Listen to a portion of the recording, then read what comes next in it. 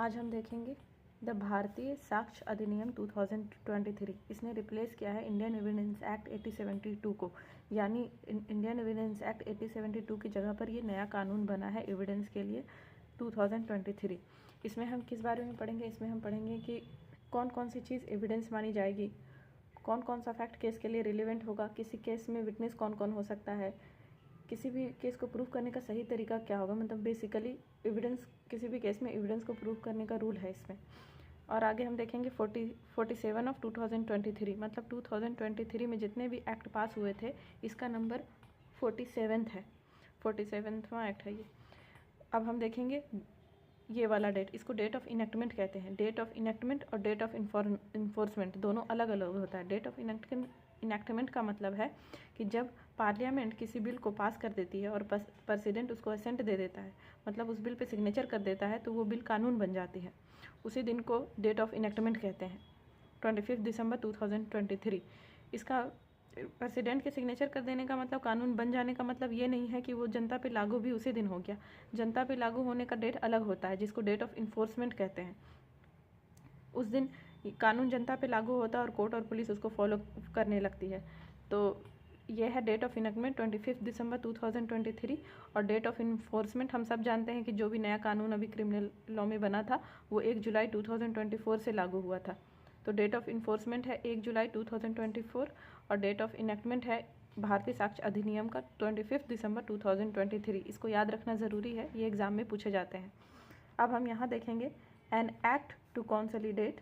ये एक्ट जो है कॉन्सोलिडेट करता है, इकट्ठा करता है और प्रोवाइड और देता है for general rule and principle of evidence for fair trial. Fair trial के लिए जो भी एविडेंस है उसको प्रूफ करने का जनरल रूल क्या होगा, ये एक्ट प्रोवाइड करता है, देता है। फिर हम यहाँ देखेंगे be it enacted by parliament. ये पार्लियामेंट के द्वारा इनेक्ट किया गया, बनाया गया in the 74th year of republic of India as follows. Republic day कौन सा होता है? जिस दिन हमारे देश का कानून लागू हुआ वो रिपब्लिक डे है। तो देश का कानून लागू होने के 74वें साल में इस एक्ट को बनाया गया पार्लियामेंट के द्वारा। Part 1 chapter 1। अब हम चैप्टर 1 में देखेंगे, ये है जो एक लिखा हुआ है 1, इसको सेक्शन बोलते हैं। और ये जो ब्लैक बोल्ड लेटर में लिखा हुआ है इसको मार्जिनल नोट बोलते हैं। मार्जिनल नोट वो होता है जो ये बताता है कि सेक्शन के अंदर किस बारे में लिखा गया है।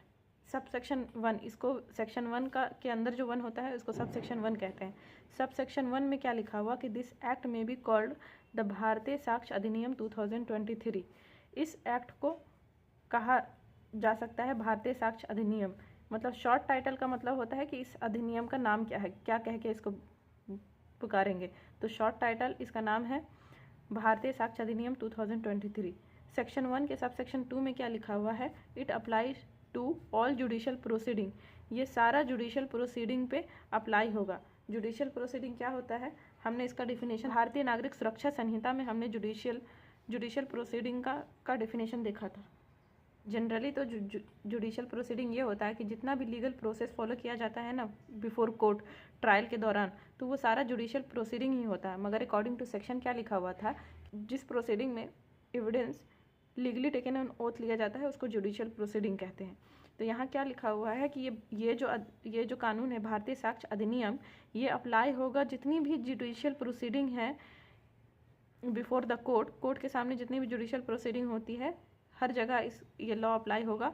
और कहाँ? इंक्लूडिंग कोर्ट मार्शल पे भी अप्लाई होगा। कोर्ट मार्शल क्या होता है? एक स्पेशल मिलिट्री कोर्ट होता है जो आर्मी, नेवी या एयरफोर्स के मेंबर्स के ऑफेंस के ट्रायल के लिए बनाई जाती है।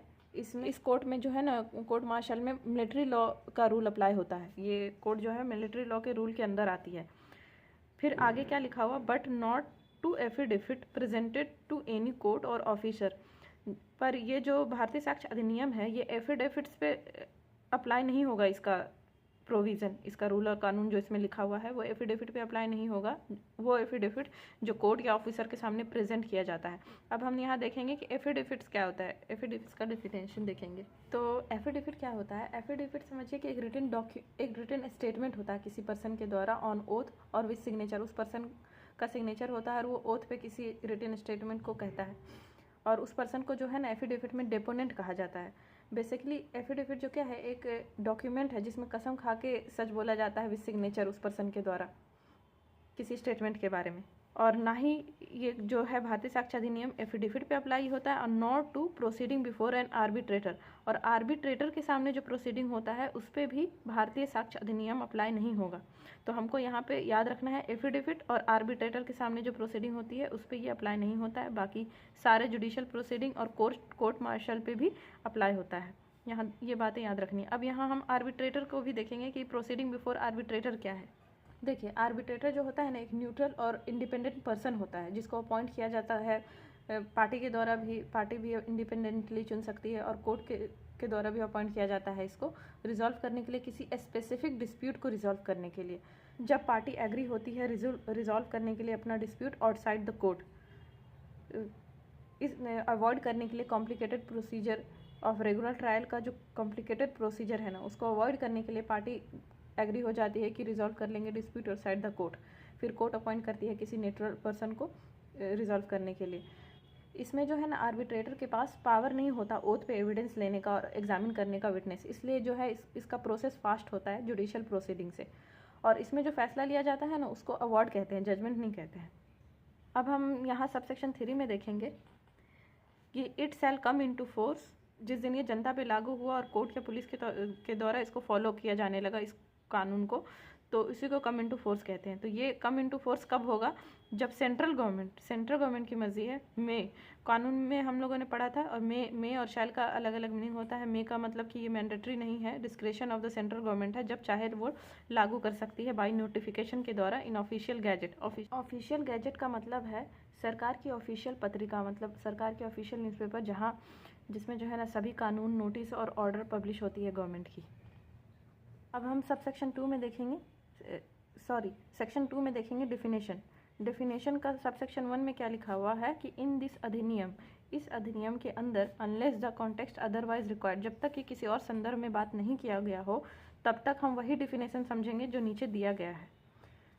ठीक है, तो सेक्शन 2 के सबसेक्शन 1 के क्लॉज ए में किस चीज़ का डिफिनेशन दिया गया है? सबसे पहले कोर्ट का डिफिनेशन दिया गया है। कोर्ट का में क्या क्या आएगा? इंक्लूड मतलब कोर्ट के अंदर क्या क्या आएगा?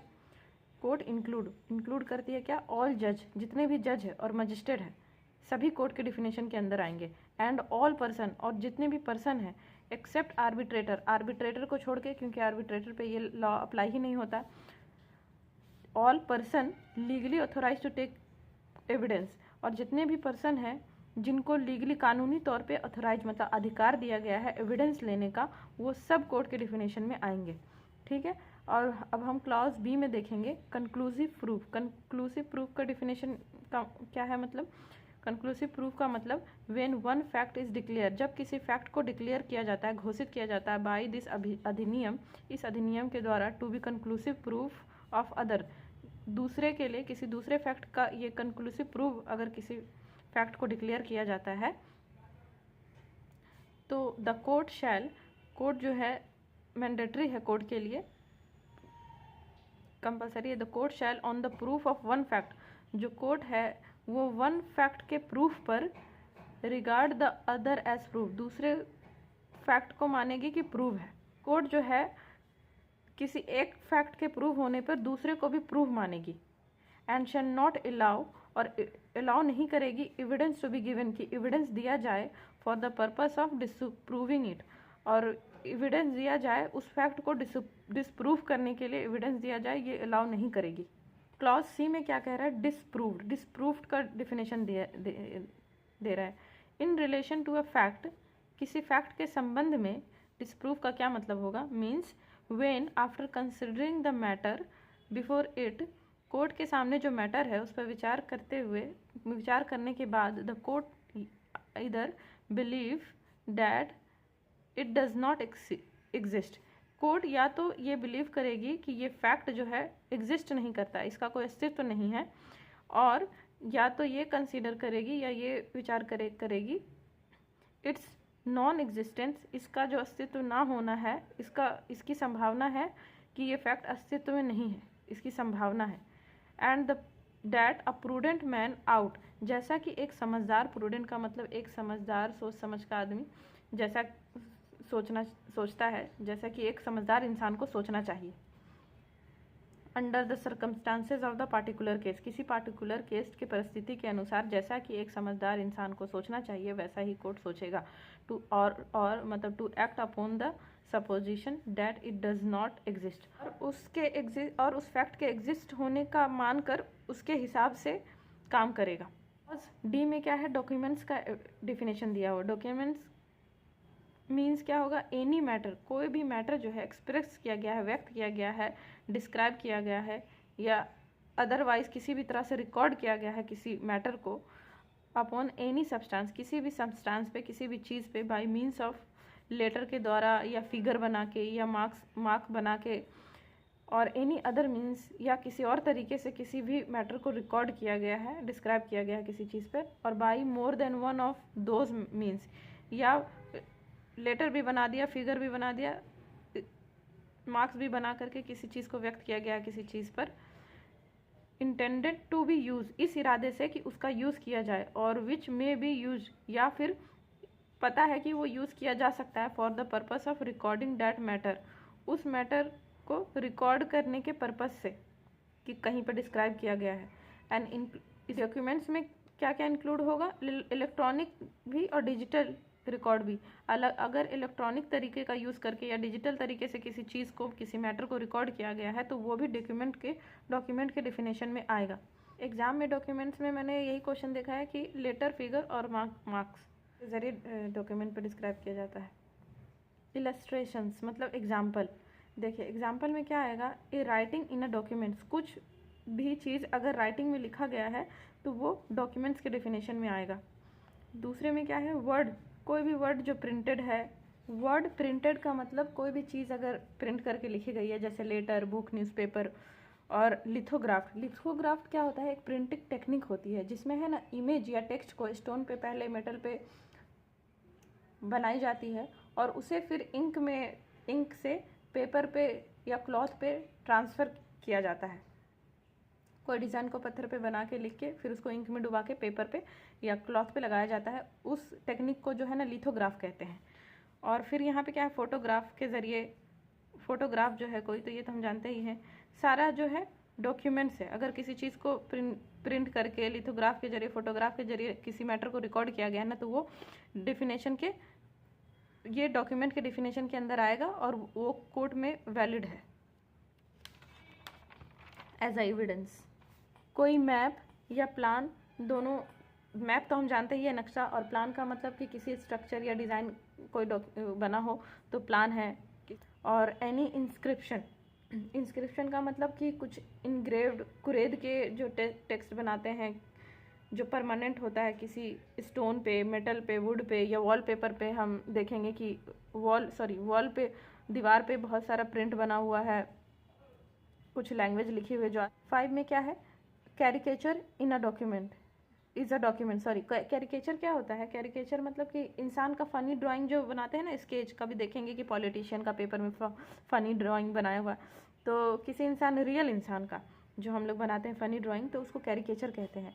फिर हम यहाँ देखते हैं और क्या है आगे इलस्ट्रेशन में कि an electronic record on mail server, logs, documents on computer, laptop, smartphone, messages, website, locational evidence and voice mail message stored on digital device are documents। तो डिजिटल डिवाइस में जितने भी मेल्स है पड़े हुए रिकॉर्ड में, कंप्यूटर में या लैपटॉप में, स्मार्टफोन में, मैसेज के अंदर, किसी वेबसाइट, लोकेशन, या सारा जो है ना वॉइस मेल, मैसेज, जो जितना भी स्टोर है वो डिवाइस के अंदर, वो सारा डॉक्यूमेंट्स के डिफिनेशन में आएगा। ये हम कोर्ट में एज अ एविडेंस प्रेजेंट कर सकते हैं। क्लॉज ई में क्या है, एविडेंस का डिफिनेशन दिया हुआ है। मीन्स एंड इंक्लूड, मतलब एविडेंस का मतलब क्या होता है और एविडेंस के अंदर क्या क्या आएगा। देखिए ये तो हो गया सेक्शन 2 के सबसेक्शन 1 के क्लॉज ई के सब क्लॉज, इसको कहेंगे क्लॉज ई का सब क्लॉज 1 में क्या लिखा हुआ है कि ऑल स्टेटमेंट्स, जितना भी स्टेटमेंट दिया जाता है, including statement given in electronically, और जो भी स्टेटमेंट इलेक्ट्रॉनिकली दिया गया है विच द कोर्ट जिसको परमिट करती है और required to be made before it, और जो ज़रूरी है कोर्ट के सामने जिस स्टेटमेंट को देना विटनेस के द्वारा, in relation to a matter of a fact, इसी मैटर के संबंध में जिसकी इंक्वायरी चल रही है, and such statement are called oral evidence, और उस स्टेटमेंट को ओरल एविडेंस कहेंगे। क्लॉज ई के सब क्लॉज 2 में क्या कह रहा है कि ऑल डॉक्यूमेंट्स, जितना भी डॉक्यूमेंट्स है इंक्लूडिंग इलेक्ट्रॉनिक डॉक्यूमेंट या डिजिटल रिकॉर्ड किया गया हो, जितना भी डॉक्यूमेंट्स है वो इंक्लूड करता है इलेक्ट्रॉनिक और डिजिटल रिकॉर्ड को भी, जो produced for the inspection of court के निरीक्षण के लिए, जांच के लिए कोर्ट के सामने जिसको प्रोड्यूस किया जाता है, जमा किया जाता है, and such documents are called, और इस तरह के डॉक्यूमेंट्स को डॉक्यूमेंट्री एविडेंस कहते हैं। क्लॉज एफ में फैक्ट का डिफिनेशन है, फैक्ट का मतलब क्या होता है और इसमें इंक्लूड क्या क्या होता है। फैक्ट जो होती है सबसेक्शन एफ के क्लॉज एफ के सब क्लॉज 1 में क्या कह रहा है, एनीथिंग, कोई भी चीज़ जो है, या फिर स्टेट ऑफ थिंग, किसी चीज़ की कोई स्थिति जो है, कैसे रखा हुआ है, कैसा दिख रहा है, स्टेट ऑफ थिंग, और रिलेशन ऑफ थिंग, किसी चीज़ का क्या संबंध है, और जिसको capable of being perceived by sense, जिसको सेंस के द्वारा प्रिसीव्ड किया जाए, मतलब महसूस किया जाए, जैसे जिसको किसी चीज़ को सुन के हम महसूस कर सकते हैं, किसी चीज़ को देख के, सूंघ के, छू के, तो वो सारी चीज़ जो है फैक्ट के अंदर आएगी, फैक्ट के डिफिनेशन के अंदर आएगी। फैक्ट में और क्या आएगा, कोई मेंटल कंडीशन जो है of which any person is conscious, any mental condition of which any person is conscious, कोई मानसिक स्थिति, मेंटल कंडीशन जिससे वो पर्सन खुद अवेयर हो उस कंडीशन से, वो भी फैक्ट के अंदर ही आएगा। अब हम एग्जाम्पल देखेंगे, इलस्ट्रेशन मतलब example.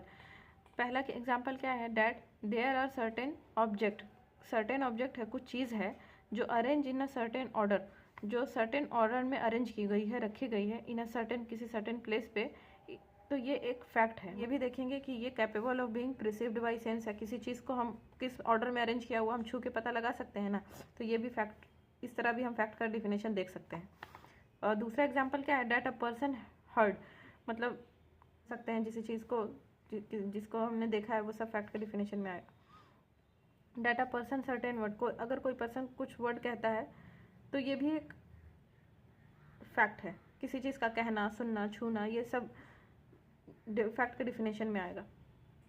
Data fact hold a certain opinion, अगर कोई पर्सन कुछ ओपिनियन रखता है किसी चीज़ को लेके, हैज़ अ सर्टेन इंटेंशन, किसी सर्टेन इरादे से, अगर कोई पर्सन एक्ट करता है गुड फेथ में, अच्छे इरादे से अगर कोई काम करता है या बुरे इरादे से कोई काम करता है, और usage a particular word in a particular sense, या किसी वर्ड का किसी पर्टिकुलर सेंस में यूज़ करता है, जैसे हम तंज करते हैं, कहते कुछ और है मतलब कुछ और होता है, और इज़ और was at a specified time conscious of a particular sensation, और वो जो है ना उस टाइम, जिस टाइम उस चीज़ को बोल रहा है, कर रहा है, उसके लिए वो अवेयर है कि हम क्या कर रहे हैं, तो ये सारा कुछ जो है फैक्ट के डिफिनेशन में आएगा। क्लॉज जी में क्या है, क्लॉज जी में किस चीज़ का डिफिनेशन है, क्लॉज जी देखिए, क्लॉज एफ में जो है एग्जाम के पर्पज से सिर्फ इतना ही याद रखना है कि फैक्ट का डिफिनेशन क्या होता है, एनीथिंग, स्टेट ऑफ थिंग और relation of thing, capable of being perceived by sense, और कोई मेंटल कंडीशन हो जिसके लिए वो पर्सन अवेयर हो, कॉन्शियस हो, इतना ही याद रखना है फैक्ट में एग्जाम के पर्पज से। और क्लॉज जी में क्या है, किस चीज़ का डिफिनेशन है, fact in issue, fact in issue में क्या आएगा, मीन्स, मतलब फैक्ट इन इशू का मतलब क्या है, एंड इसमें क्या क्या शामिल होता है, इंक्लूड का मतलब ये, तो fact in issue any fact, कोई भी फैक्ट जो है, फैक्ट का डिफिनेशन हम ऊपर देख लिए हैं, एनी फैक्ट फ्रॉम विच, जिसके जरिए आइदर बाय इटसेल्फ, या तो वो फैक्ट खुद, या in connection with other fact, या दूसरे फैक्ट से जुड़ के, द एग्जिस्टेंस और नॉन एग्जिस्टेंस, किसी बताता है कि वो एग्जिस्ट करती है, किसी चीज़ के बारे में बताता है कि उसका एग्जिस्टेंस है, अस्तित्व है या नहीं है, या उसका नेचर क्या है, या एक्सटेंट ऑफ एनी राइट क्या है, लायबिलिटी या डिसेबिलिटी का पता लगता है, मतलब असर्ट, लायबिलिटी या डिसेबिलिटी असर्ट किया जाता है। असर्ट का मतलब दावा करना या जोर देके कहना, और या डिनाइन मतलब किसी फैक्ट का इनकार किया जाना किसी सूट और प्रोसीडिंग में। फैक्ट इन इशू मतलब फैक्ट जो कि बताती है किसी चीज़ के एग्जिस्टेंस, नॉन एग्जिस्टेंस, नेचर और extent of any right, liability, disability बताती है, उसको दावा के साथ जोड़ दे के कहना एक पार्टी के द्वारा या इनकार किया जाना उस सारी चीज़ों का, ये इशू बन जाता है, फैक्ट इन इशू बन जाता है किसी सूट और प्रोसीडिंग में। और एक्सप्लेनेशन में क्या कह रहा है, व्हेनेवर, जब भी, under the provision of the law for the time being in force relating to civil procedure, civil procedure के अंदर, सिविल प्रोसीजर जो अभी प्रेजेंट में इन फोर्स है, मतलब इफेक्टिव है, उसमें एक पार्टी के द्वारा उसका दावा किया जा रहा है, दूसरे पार्टी के द्वारा अब में उसका इनकार किया जा रहा है, तो वो फैक्ट इन इशू बन जाता है। अब हम एग्जाम्पल देखेंगे। इलस्ट्रेशन, इलस्ट्रेशन में क्या है, A is accused of murder of B, A जो है आरोपी है बी की हत्या का, बी की मर्डर का। एट हिज ट्रायल, उसके ट्रायल में द फ्लोइंग फैक्ट्स में बी इशू, तो उसका जब ट्रायल होगा तो क्या क्या इशू होगा वो हम यहाँ देखेंगे, क्योंकि फैक्ट इन इशू का ही को प्रूव करना रहता है, उसके लिए ही एविडेंस देना रहता है। तो हम पहले देखेंगे कि फैक्ट इन इशू क्या है, इशू क्या क्या है कोर्ट में जब किसी इंसान का ट्रायल चलता है। तो ए जो है बी का मर्डर किया है, तो किसी कोर्ट में इशू क्या क्या रहेगा। पहला तो ये रहेगा कि ए कॉज्ड बी डेथ, ए ने बी की हत्या की, तो एक पार्टी के द्वारा कहा जा रहा है कि हत्या की, तो दूसरा पार्टी तो ये कहेगा ही कि नहीं की, तो एक पार्टी के द्वारा दावा किया जा रहा है, दूसरे पार्टी के द्वारा इनकार किया जाएगा, तो ये बन गया fact in issue. That A intended to cause B's death, और ए का इरादा था बी का डेथ करना। कभी कभी मिस्टेक या इग्नोरेंस, नेग्लिजेंस की वजह से भी डेथ हो जाती है, पर कभी हम इरादा के साथ उसको मारते हैं तो वो मर्डर में आएगा। तो यहाँ पे ये भी इशू बनेगा कि क्या ए का इंटेंशन था बी का डेथ करने के लिए।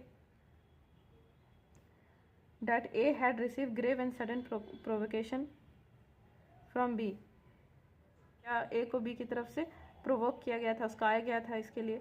That A at the time of doing the act which caused death, A जब वो एक्ट कर रहा था जिसकी वजह से B की हत्या हुई, was by reason of unsoundness of mind, क्या वो अनसाउंडनेस ऑफ माइंड की वजह से था, क्या वो मेंटली डिस्टर्ब था उसकी वजह से हुआ, या incapable of knowing it's nature, या वो इस स्थिति में नहीं था कि वो जान पाए कि वह क्या कर रहा है, जो वो कर रहा है उसका नेचर क्या है उस काम का। तो एच में किस चीज़ का डेफिनेशन है, मे प्रिज्यूम। मे प्रिज्यूम का मतलब जब भी जहाँ भी इस भारतीय साक्ष्य अधिनियम में लिखा रहेगा तो उसका मतलब ये समझा जाएगा कि whenever it is provided by its अधिनियम that the court may presume, जब भी इस अधिनियम में दिया रहेगा कि कोर्ट में प्रिज्यूम करती है किसी फैक्ट को। देखिए प्रिज्यूम का मतलब तो ऐसा होता है कि किसी अंदाज़ा लगाना किसी चीज़ के बारे में, पर लॉ में जो है प्रिज्यूम का मतलब होगा कि कोर्ट किसी फैक्ट को है ना सच मानेगी जब तक कि उसके खिलाफ कोई प्रूव ना दिया जाए, मतलब अंदाज़ा लगाना ही होता है। तो मे प्रिज्यूम का मतलब जब भी इस अधिनियम में मे प्रिज्यूम आएगा किसी फैक्ट को लेकर के, तो इट में either regard such fact as proved, तो ये माना जाएगा कि या तो वो फैक्ट प्रूव्ड है, ठीक है, अनलेस और अनटिल इट इज़ डिसप्रूव, जब तक कि उसको डिसप्रूव नहीं किया जाता है तो मे प्रिज्यूम में उस फैक्ट को हम लोग प्रूफ मानेंगे। या जो है मे प्रिज्यूम में कोर्ट जो है इसका प्रूफ मांग सकती है, कोर्ट के पास ये राइट है कि या तो प्रूफ मांग सकती है। और तो मे प्रिज्यूम में नहीं याद रखना है कि मे प्रिज्यूम में जो है ना कोर्ट एक्ट जो है प्रूफ माना जाएगा जब तक इसको डिसअप्रूव नहीं किया जा सकता है, और कोर्ट जो है इसका प्रूफ मांग सकती है। मे प्रिज्यूम में नहीं याद रखना। क्लॉज आई में क्या है, नॉट प्रूव का मतलब a fact is said to be not prove, एक किसी भी फैक्ट को नॉट प्रूव तब कहा जाएगा व्हेन इट इज़ नाइदर, जब वो ना तो प्रूव किया गया है ना ही डिसअप्रूव किया गया है, तो उस फैक्ट को बोलेंगे नॉट प्रूव। क्लॉज जे में किस बारे में है, प्रूव का डिफिनेशन। प्रूव का मतलब क्या होगा, a fact is said to be proved, एक फैक्ट को प्रूव कहा जाएगा कब कहा जाएगा, after considering the matter before it, court के सामने जो मैटर है उस पर विचार करने के बाद the court either believe, court या तो ये बिलीव करती है कि ये जो फैक्ट है जिस पे विचार किया है इट टू एग्जिस्ट, ये अस्तित्व में है, या तो ये बिलीव करेगी, और कंसीडर इट्स एग्जिस्टेंट, या तो ये विचार करेगी कि एग्जिस्टेंस, इसका जो अस्तित्व है इसकी संभावना है इस फैक्ट की। That a particular man out, जैसा कि एक समझदार सोच समझ वाले इंसान को सोचना चाहिए था, कोर्ट ऐसा ही सोचेगी। अंडर द सर्कमस्टांसेस, किसी स्थिति में, under the circumstances of a particular case, किसी पार्टिकुलर खास केस के परिस्थिति में, जैसा कि एक समझदार इंसान को सोचना चाहिए था। और to act upon supposition that is exist, और उस खास मामले की परिस्थिति के तहत यह मानकर काम करना कि वह मौजूद है। क्लॉज के में क्या कह रहा है? रिलीवेंट का definition, a fact is said to be relevant to another, एक फैक्ट को दूसरे फैक्ट से संबंधित माना जाएगा, रिलेवेंट माना जाएगा, जब it is connected with the other in any of the way, जब एक फैक्ट दूसरे फैक्ट से किसी भी तरह कनेक्टेड है, जैसा कि connection refer to in the provision of this अधिनियम, जैसा कि रिलेवेंसी संबंधितता को लेकर के इस एक्ट में प्रोविज़न दिया गया है, उसमें से किसी भी तरह से कनेक्टेड होगा तो उस फैक्ट को दूसरा फैक्ट का रिलेवेंट माना जाएगा। क्लॉज एल में क्या कह रहा है? शैल प्रिज्यूम, शैल प्रिज्यूम का मतलब क्या होगा? व्हेनेवर, जब भी, it is directed by this अधिनियम, जब भी इस अधिनियम में कहा जाएगा, डायरेक्ट किया जाएगा, that the court shell, court जो है प्रिज्यूम कर रही है, शैल प्रिज्यूम कर रही है किसी फैक्ट को, तो उसका मतलब क्या होगा कि it shall regard such fact as proved, court जो है इस फैक्ट को प्रूव मानेगी। शैल का मतलब है कि मैंडेटरी है, कंपलसरी है कि कोर्ट उस फैक्ट को प्रूव्ड मानेगी जब तक कि उसको डिसअप्रूव नहीं किया जा सकता है, डिसअप्रूव नहीं किया जाता है। देखिए, मे प्रिज्यूम और सेल्फ प्रिज्यूम में क्या फ़र्क है कि मे प्रिज्यूम में क्या बोला था, प्रिज्यूम में क्या बोला था, यहाँ पे मे है, मे लिखा हुआ कि कोर्ट के पास डिस्क्रेशन है कि वो उस फैक्ट को प्रूव्ड मान सकती है, और यहाँ पे क्या बोल रहा है, सेल्फ प्रिज्यूम में कोर्ट शैल, मतलब कोर्ट को मानना पड़ेगा, court shall regard such fact as proof, उसको प्रूव्ड मानेगी। यहाँ है मे प्रिज्यूम में मान सकती है। सब सेक्शन 2 में क्या है? सेक्शन 2 के सब सेक्शन 2 में क्या कह रहा है? Word and expression used here in, जो भी वर्ड और एक्सप्रेशन यहाँ पे यूज़ किया गया है पर वो डिफाइन इस एक्ट में नहीं किया गया है, पर एंड और नॉट डिफाइन नहीं किया गया, बट डिफाइन, लेकिन डिफाइन किया गया है दूसरे एक्ट में, जैसे कि इंफॉर्मेशन टेक्नोलॉजी एक्ट में या भारतीय नागरिक सुरक्षा संहिता में उस वर्ड और एक्सप्रेशन को, उस वर्ड को एक्सप्रेस किया गया है, डिफाइन किया गया है, या भारतीय न्याय संहिता 2023 में किया गया है। तो shall have the same meaning as assign to them, तो जो वर्ड इसमें यूज़ किया गया है, डेफिनेशन किसी और एक्ट में दिया गया है, तो उसका डेफिनेशन वही माना जाएगा जो उस दूसरे एक्ट में दिया गया है, in the said act and संहिता। जैसे इंफॉर्मेशन टेक्नोलॉजी, तो इसमें भी एग्जाम में पूछा जाता है, इसमें यही याद रखना है कि कोई वर्ड और एक्सप्रेशन जो कि इसमें भारतीय साक्ष्य अधिनियम में यूज़ किया गया है पर डिफाइन नहीं किया गया है, तो कौन कौन एक्ट इसमें लिखा हुआ, बस यही याद रखना है कि इंफॉर्मेशन टेक्नोलॉजी, भारतीय नागरिक सुरक्षा संहिता और भारतीय न्याय संहिता।